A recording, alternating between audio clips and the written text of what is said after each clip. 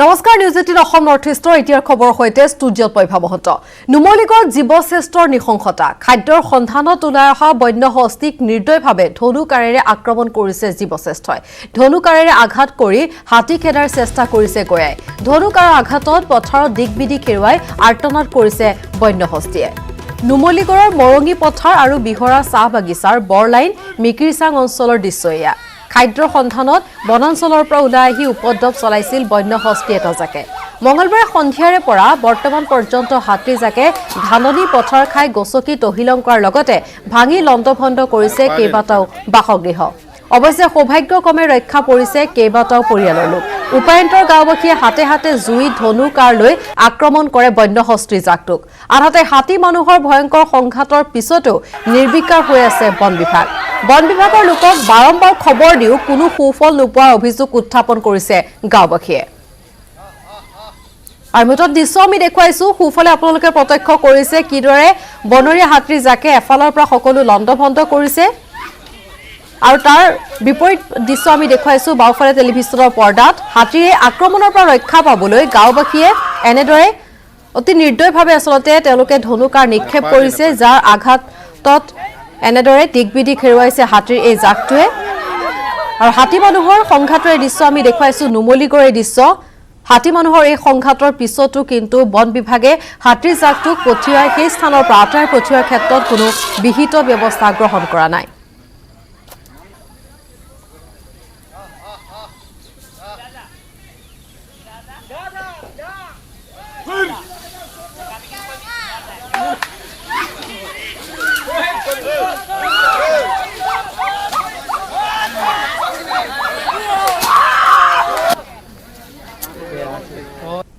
সাতটামান ঘৰ ভাঙিছে আৰু ইয়াত মানে কি হৈছে মিকিৰচাং কাৰ্বি পাহাৰটো ওচৰত থকাৰ কাৰণে হাতীৰ জাক নামি আহে তাৰ ফলত বিচ্ছিন্ন হৈ পেলাই এটা দুটা হাতী কি হৈছে লাইনত সোমাবলগীয়া হৈছে আৰু তেখেতসকলে কি হৈছে লাইনৰ মানে ঘৰ ভাঙি চাউল তাউল খাই কিবা আৰু আহি পেলাই ডাইৰেক্ট ঘৰ ভাঙি মানুহৰ চাউল ভাত থকা ভাতো খাইছে ভাত চব্জি থাকে যি পায় মানে ঘৰৰ ভিতৰত নিমখ ধৰি মানে যি পায় গোটেইখিনি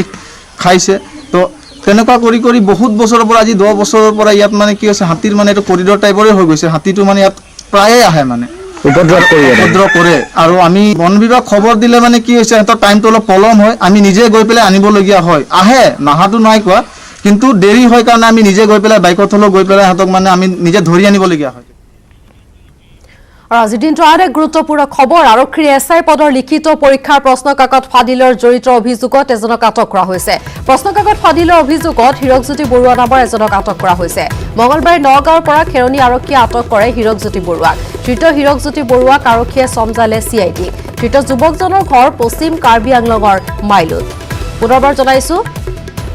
এছআই প্ৰশ্নকাকত লিখিত পৰীক্ষাৰ প্ৰশ্নকাকত ফাদিলৰ অভিযোগত আৰু এজনক আটক কৰা হৈছে প্ৰশ্নকাকত ফাদিলৰ অভিযোগত হিৰকজ্যোতি বৰুৱা নামৰ এজনক আটক কৰা হৈছে মঙলবাৰে নগাঁৱৰ খেৰণী আৰক্ষীয়ে আটক কৰিছে হিৰকজ্যোতি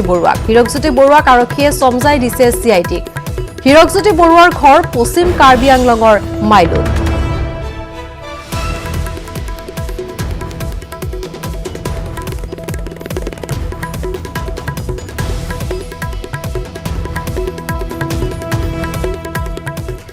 লকডাউনৰ ক্ষতিগ্ৰস্ত হৈ বন্ধ হ'ল কাৰ্বি আংলঙৰ বকলীয়া ঘাটৰ বহু প্ৰচলিত বিৰটি বানানা চিপছৰ থলুৱা উদ্যোগ 7 বছৰ পূৰ্বে বেংকৰ পৰা ঋণ লৈ বকলীয়া ঘাটৰ টেপলি আংলঙত সাবসিং টিমুং নামৰ যুৱকজনে কৰিছিল এই থলুৱা ক্ষুদ্ৰ উদ্যোগ অতি কম সময়ৰ ভিতৰতে ৰাজ্যৰ মাজত বিপুল সমাদৰ লাভ কৰিবলৈ সক্ষম হৈছিল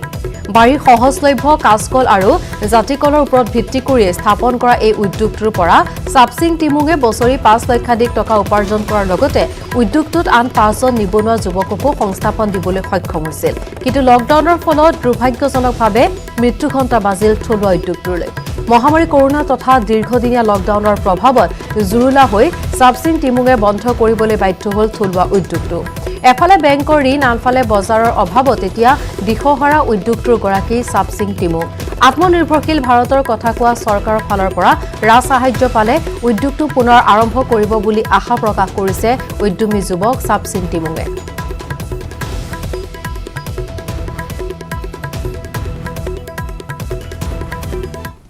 লকডাউন যেতিয়া আৰম্ভ হৈ গৈছিলে লকডাউন আৰম্ভ হোৱাৰ লগে লগে গোটেইখিনি মানে বিক্ৰী কৰাটো মোৰ মানে মাৰ্কেটিঙৰ প্ৰব্লেম হৈ গ'ল হয় অহা যোৱা মোৰ প্ৰব্লেম হৈ গ'ল আৰু মাৰ্কেটৰ কাৰণে মোৰ বহুত চাফাৰ হৈ গ'ল আৰু প্ৰডাক্টটো মানে অনা নিয়া কৰিবৰ কাৰণে এনে এইটো ক'ত ক'ত বিক্ৰী কৰে আপুনি এনেই মই সম্পূৰ্ণ কাৰ্বি আংলং হয় সমগ্ৰ কাৰ্বি আংলং মই বিক্ৰী কৰি আছিলোঁ লোকেল প্ৰডাক্ট নে লোকেল প্ৰডাক্ট আপুনি কিবা ট্ৰেইনিং লৈছিলে নেকি মই ট্ৰেইনিং লৈছিলোঁ আপোনাৰ CFTRI central food technology research institute Mysuru হয় তাৰপিছত আপোনাৰ মই পেকেজিং আছিলোঁ কেলকাতা ছ'চিয়েল মিডিয়াত এগৰাকী মহিলাৰ বিস্ফোৰক অভিযোগ তাৰ পিছতে ৰঙিয়া পলিক্লিনিক হস্পিটেল কৰ্তৃপক্ষৰ বিৰুদ্ধে ক্ষোভ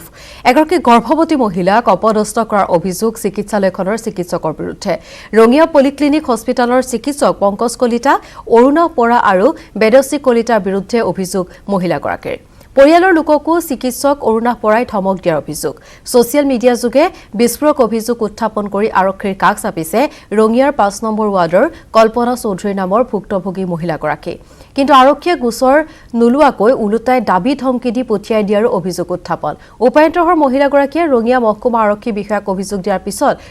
ওলোটাই দিয়াৰ পিছত বাচ্চাটোৱে কান্দি উঠে সেই সন্তানটো মই নিজে দেখিছোঁ তাৰপিছত মোৰ হাজবেণ্ডে মোৰ লেবাৰ ৰুমৰ ফ্ৰণ্টত ৰখি আছিলে নাৰ্ছ এজনীয়ে গৈ কয় যে আপোনাৰ ল'ৰা জন্ম হৈছে আপুনি টাৱাল কিনি আনক যেতিয়া মোৰ হাজবেণ্ড টাৱাল কিনিব আনিব গ'ল মই ভিতৰত চেঞ্চলেছ হৈ গ'লোঁ চেঞ্চলেছ হৈ যোৱাৰ পিছত মোৰ হাজবেণ্ডে যেতিয়া উভতি আহি টাৱালকেইখন অৰুণা বৰাক দিব বিচাৰিলে অৰুণা বৰাই ধমকি দি ক'লে যে তোৰ বাচ্চা 15 দিন আগতে পেটতে পচি মৰি আছে এতিয়া তোৰ মাইকীও মৰিব তই 2 বটল তেজ জলদি যোগাৰ কৰ নহ'লে GMC ৰেফাৰ GMCত লৈ যা ইয়াতে আমি বচাব নোৱাৰিম ডক্টৰ পংকজ কলিতা আৰু অৰুণা বৰাই ব্লাড নলয় সিহঁতৰ পৰা কিনি ল'ব লাগে নানান ধৰণৰ কিবা কথা ক'লে আৰু তেতিয়া মোৰ হাজবেণ্ডে উপায় নাপায় মোক বচোৱাৰ কাৰণে সিহঁতৰ পৰা 5,000 টকাত এবটল ব্লাড কিনি ল'লে বাচ্চাটো কি ভালে আছে আগদিনালৈ যি মোক পেটত গুৰিয়াই আছে সেই বাচ্চাটো হঠাতে কি হ'ল আৰু মই কণ্টিনিউ 14 জুনৰ পৰা আপোনাৰ 17 জুনলৈ মই চিভিলত দেখুৱাই আছোঁ চিভিলত গোটেইকেইটা ডক্টৰে মোৰ প্ৰেছক্ৰিপশ্যন আছে মোৰ লগত তেতিয়া ডক্টৰে কৈছিল বাচ্চা ঠিকেই আছে কিন্তু ব্লাড কম আছে ব্লাডৰ কাৰণে GMCহে ৰেফাৰ কৰিছিল মোক মোৰ বিষৰ কাৰণে মই পলিক্লিনিকত এডমিট হ'ব লগা হ'ল ৰঙিয়া পলিক্লিনিকে পুলিচ পঠাই দিয়ে মোৰ ঘৰত মোক পুলিচ পঠাই দি মোৰ শাহুমা মোৰ দেওৰ আৰু মোৰ হাজবেণ্ডক বিভিন্ন ধমকি দিয়ে আনকি মোৰ হাজবেণ্ডক 2 লাঠিও মাৰে পুলিচে ডক্টৰ পংকজ কলিতাই মোৰ শাহুমাক এটা কেবিনত ভৰাই থয় কেবিনত ভৰাই লৈ দাবী ধমকি দি কয় যে আপোনাৰ পেচেণ্টটো ইয়াৰ পৰা লৈ যাওক যিজন ডক্টৰ পলিক্লিনিকত ডক্টৰ হয় বহুত জনা বুজা ডক্টৰ 2020ত 2030 লিখিছে আপনার প্রেসক্রিপশনত এতিয়া 2020 চলি আছে নে 2030 চলি আছে নিশ্চয় কিবা ভয়তে কৰিছে মোৰ বাচ্চাটো নিশ্চয় হিহঁতে কিবা কৰিছে আপোনালোকে মোক সহায় কৰক মোক ন্যায় লাগে মই যাতে বাচ্চাটো ন্যায় পাওঁ পৰৱৰ্তী খবৰ ডিগবৈত পুনৰ দিন দুপৰতে মহিলাৰ পৰা ধল্লুত এগৰাকী মহিলাৰ পৰা চিলনী চুৰে থপিয়াই দিলে 1,85,000 টকা চাৰিআলি ইউকো বেংকৰ সমীপত সংঘটিত হৈছে লুটপাটৰ এই ঘটনা মাকুম ৰোডৰ নিবাসী মিনতি কুনৱাল নামৰ মহিলাগৰাকীৰ ধন কাঢ়ি লৈ যায় বাইকত অহা 2 দুৰ্বৃত্তই ডিগবৈ চাৰিআলি ষ্টেট বেংকৰ পৰা মহিলাগৰাকীয়ে উলিয়াইছিল লগত 1,35,000 টকা আৰু মহিলাগৰাকীৰ লগত আনিছিল আন 50,000 টকা বেংকৰ পৰা ওলাই ৰাষ্ট্ৰীয় ঘাইপথৰ দাঁতিৰে চাৰিআলি বজাৰ দিশে খোজকাঢ়ি আহি থাকোতে সংঘটিত হয় এই লুটপাটৰ ঘটনা আৰু ইফালে ঘটনা সন্দৰ্ভত ভুক্তভোগী মহিলাগৰাকীয়ে ডিগবৈ আৰক্ষী থানাত দাখিল কৰিছে এজাহাৰ ডিগবৈ আৰক্ষীয়ে গোচৰ পঞ্জীয়ন কৰি 2জন যুৱকক আটক কৰি অব্যাহত ৰাখিছে সোধা পোছা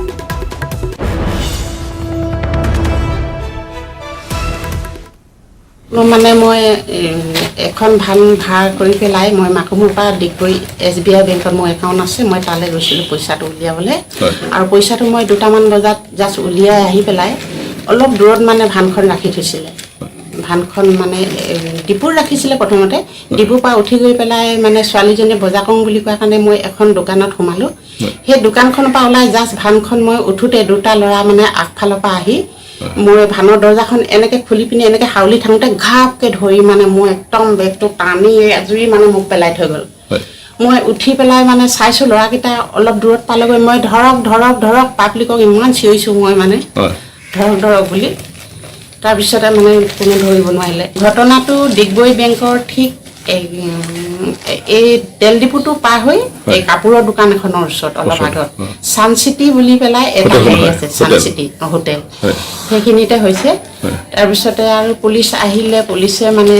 পুলিচৰ থানাত মই বহি থকাৰ পিছত সিহঁতে ক'লে যে সাসপেক্টত আমি দুজন ল'ৰা ধৰিছোঁ আপুনি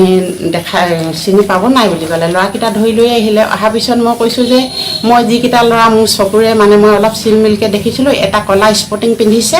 আৰু এটা অলপ ধোঁৱা বৰণীয়াকৈ কি স্পৰ্টিং পিন্ধিছিলে মই সেইটো স্পষ্ট মানে মই নেজানিলোঁ তাৰপিছতে ল'ৰাকেইটা মানে এইকেইটাই হয় বুলি মোৰ এটা মানে অনুমান হৈছে আকৌ গাড়ীখন কৈছে বাইদেউ পুলিচে ক'লে মোক গাড়ীখন সিহঁতৰ বোলে প্লেট নাম্বাৰ হেৰি নাই বোলে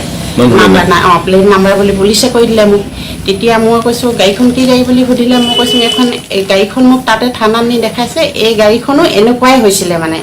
যিখন গাড়ী মোক কাঢ়ি লৈ গৈছে ল'ৰাকেইটাই সেইখনেই গাড়ীখন হয় মানে টকা আছিলে মোৰ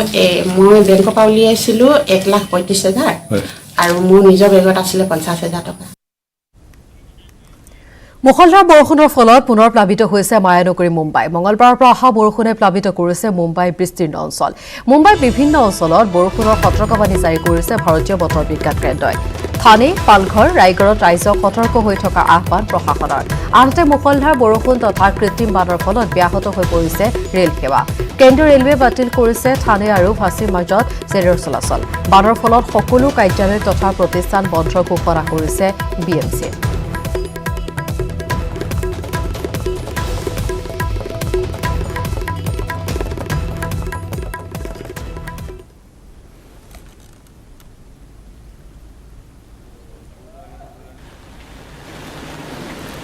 দৃশ্য আমি দেখুৱাইছোঁ এণ্টাৰ জলমগ্ন হৈ পৰিছে মায়ানগৰী মুম্বাই বিভিন্ন অঞ্চলত ইতিমধ্যে সতৰ্কবাণী জাৰি কৰা হৈছে সকলো কাৰ্যালয় প্ৰতিষ্ঠান বন্ধৰ ঘোষণা কৰা হৈছে আৰু এয়া দৃশ্য মুম্বাই মুখলধাৰ বৰষুণৰ ফলত পুনৰ এনেদৰে প্লাবিত হৈ পৰিছে মায়ানগৰী মুম্বাই বিভিন্ন স্থানৰ দৃশ্য আমি দেখুৱাইছোঁ কিদৰে স্তব্ধ হৈ পৰিছে মুম্বাই জনজীৱন সতৰ্কবাণী জাৰি কৰা হৈছে কেইবাটাও অঞ্চলত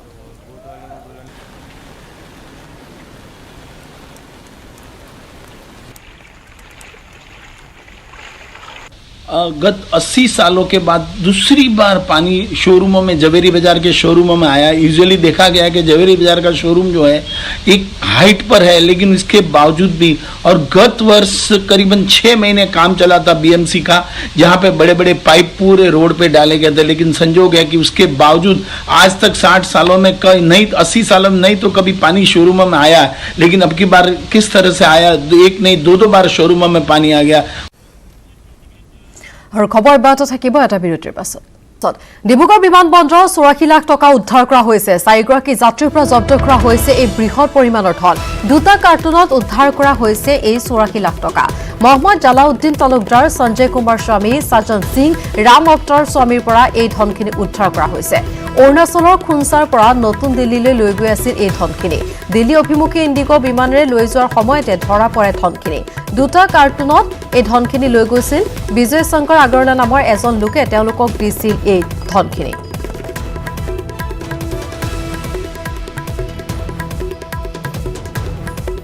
চাৰিগৰাকী যাত্ৰীৰ পৰা বৃহৎ পৰিমাণৰ ধন জব্দ কৰা হৈছে এই সন্দৰ্ভত আমাক ডিব্ৰুগড় পাৰ অধিক জনাব টমাছ বৰাগুহে টমাছ আমাৰ সৈতে সংযুক্ত হৈছে পোনপটীয়াভাৱে টমাছ আৰু অধিক খবৰ কি আছে এই সমগ্ৰ ঘটনা সন্দৰ্ভত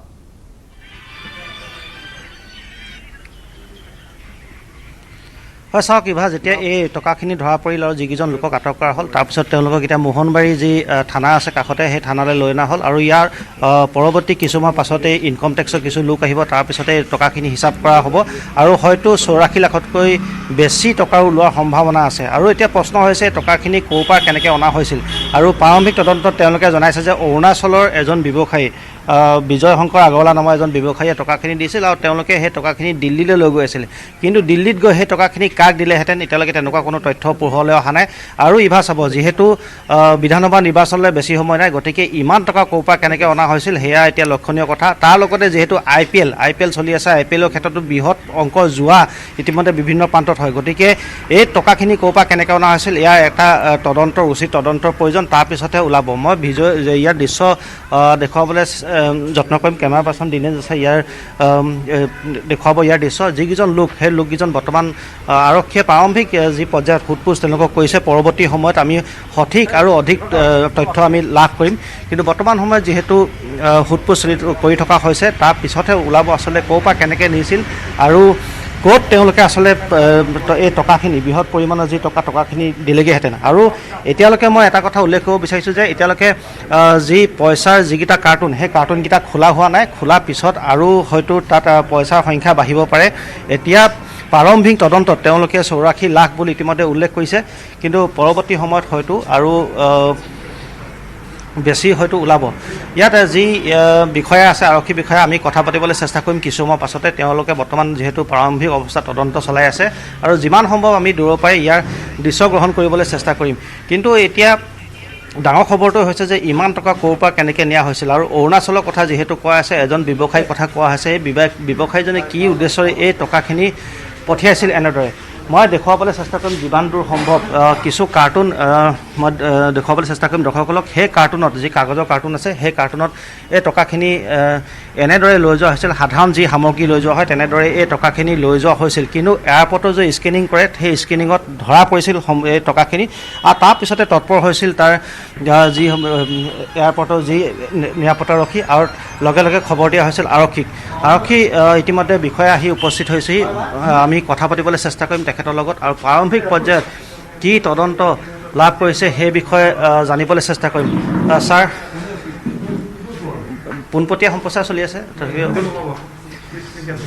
প্ৰাৰম্ভিক পৰ্যায়ত আপোনালোকে কি গম পাইছে হয় যিহেতু এতিয়া সম্পূৰ্ণ প্ৰাৰম্ভিক পৰ্যায়ত আছে বৰ্তমানলৈকে যি কাৰ্টুন সেই কাৰ্টুনো বৰ্তমান খোলা হোৱা নাই টকা কাৰ্টুন আৰু পৰৱৰ্তী কিছু সময় পাছত আমি ভাষ্য সংগ্ৰহ কৰিবলৈ যত্ন কৰিম আৰু তাৰপিছত আমি গম পাম কোনে কি উদ্দেশ্যৰে আচলতে নিছিল ক'ত জমা দিয়া হ'ব জমা দিয়া উদ্দেশ্যে নিছিল এই টকাখিনি আৰু এই টকাখিনি কিহৰ লগত ইয়াৰ সম্বন্ধ আছে সেয়া পৰৱৰ্তী সময়ত গম পোৱা যাব মই পুনৰবাৰ দেখুৱাবলৈ চেষ্টা কৰিছোঁ পুনৰবাৰ যদি সম্ভৱ হয় মই দেখুৱাবলৈ চেষ্টা কৰিছোঁ বিভিন্ন সামগ্ৰীৰ লগত তেওঁলোকৰ বয়বস্তুৰ লগত এইদৰে দুটাকৈ কাৰ্টুন সেই কাৰ্টুনত 84 লাখকৈ টকা বৰ্তমান প্ৰাৰম্ভিক পৰ্যায়ত 84 লাখ বুলি কোৱা হৈছে হয়তো ইয়াৰ সংখ্যা আৰু বৃদ্ধি হ'ব পাৰে হয়তো আৰু কিছু টকা ওলাব পাৰে আৰু যিকেইজন লোককেইজনক মই পুনৰ দেখুৱাবলৈ চেষ্টা কৰিছোঁ কেমেৰা পাৰ্চন দিনেশ আছে দেখুৱাই আছে এই দৃশ্য বিভিন্ন বয়বস্তুৰ লগত এইদৰে কাৰ্টুনত ভৰাই যিহেতু তেওঁলোকে টকা নিছিল আৰু কিছু সময় পিছত যিহেতু ইনকম টেক্সৰ কিছু মানুহ আৰু এয়াৰপৰ্ট অথৰিটি কিছু লোক অহাৰ পিছতহে এই বেগকেইটা খোলা হ'ব বুলি কাৰ্টুনটো খোলা হ'ব বুলি কৈছে আৰু বেংকৰ কিছু লোক আহি আছে এই টকা হিচাপৰ বাবে আৰু পৰৱৰ্তী সময়ত আৰু কিছু বিস্ফোৰক তথ্য হয়তো আগলৈ আহিব পাৰে হয়তো IPL যোৱাৰ ক্ষেত্ৰতো ইয়াৰ সম্বন্ধ থাকিব পাৰে বা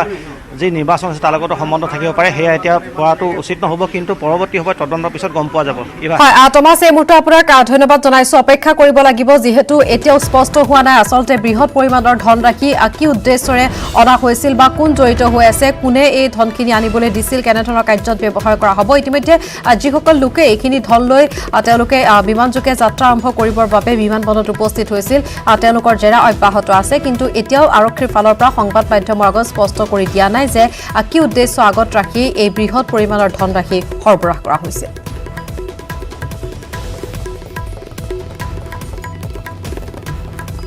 আমি জনাই আছো ডিব্ৰুগড় বিমানবন্দৰত জব্দ কৰা হৈছে এই 84 লাখ টকা 4 গৰাকী যাত্ৰীৰ পৰা জব্দ হৈছে এই বৃহৎ পৰিমাণৰ ধন আৰু নিউজ 18 অসম নৰ্থ ইষ্টৰ টেলিভিছনৰ পৰ্দাত এই মুহূৰ্তত আমি দেখুৱাইছো এই ধন সৰবৰাহৰ সৈতে জড়িত এই 4 গৰাকী ব্যক্তি লগতে জব্দ কৰা এই বৃহৎ পৰিমাণৰ ধন ইতিমধ্যে পোনপটীয়াভাৱে আমাৰ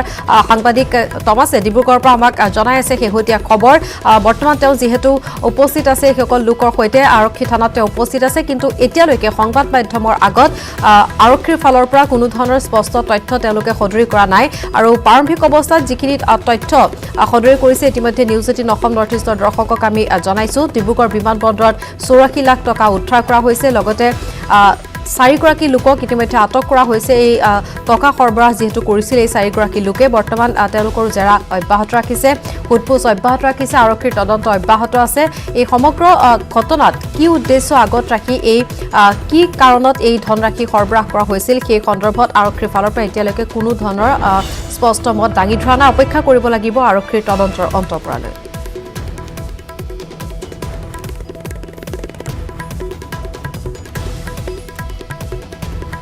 আৰু খবৰ অব্যাহত থাকিব বাতৰিৰ পুনৰ সময় হৈছে খণ্ড বিৰতি